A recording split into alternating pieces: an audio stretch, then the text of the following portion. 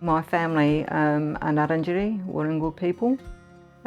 Grew up in the first part of my childhood at Tailem Bend, which is part of my family homeland.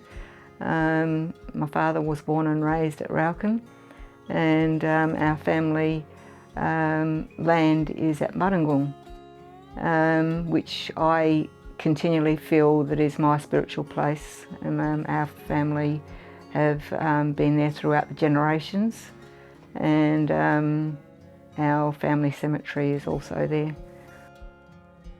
In my later years, married and had 4 children, and I now have 7 grandchildren.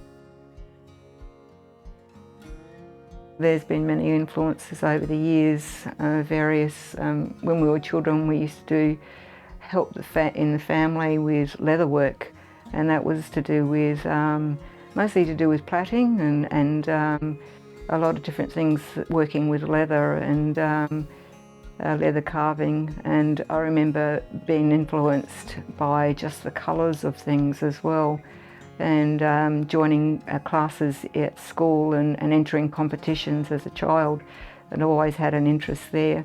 I think that interest just grew. I mean, I remember my father drawing and being fascinated by the way he drew things and the detail that he put in it. Throughout our childhood, we had a house full of feather flowers, and I know that many of the aunties used different feathers from the Coorong, and they would colour them with crepe paper. So they had all these different varieties of colours, but my mother loved the feather flowers as well. So I do recall there being feather flowers in every room of the house. So there was always an interest in arts and crafts, and it was around me all the time, I think, and in various forms.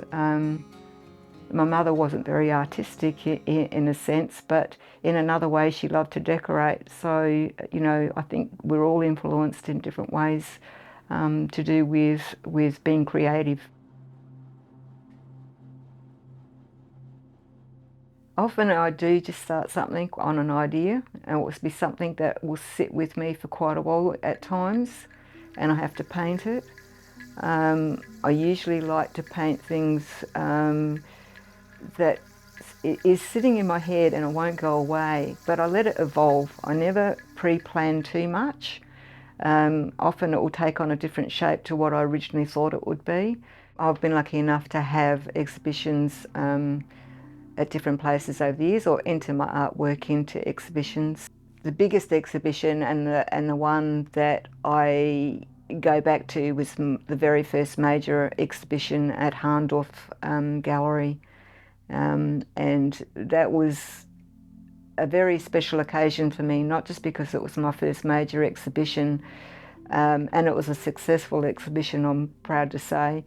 It was because my brother was so involved in the setting up of that, and in every way, and bringing it together for me.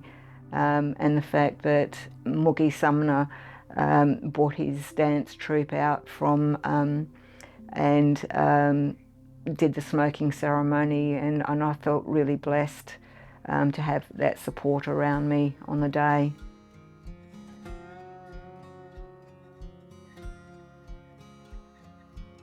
Well, it's the same as working with any of the students, you know, whether it be younger or older. If this is something you're interested in, anyone can be anything they want to be, and that's really always been my message. If you're interested, that's the start, and you have to develop that. Don't stop. Don't stop, even if it's only in a small way. Just keep moving with it and learning as you go. Because if it's a passion within yourself and a real strong desire, you'll get there. This is something that I tell people when they say, "Oh, gee, I'm not as good as you," or "I don't do very good work." And I go, "How much do you love doing it?" "Oh, I really love it."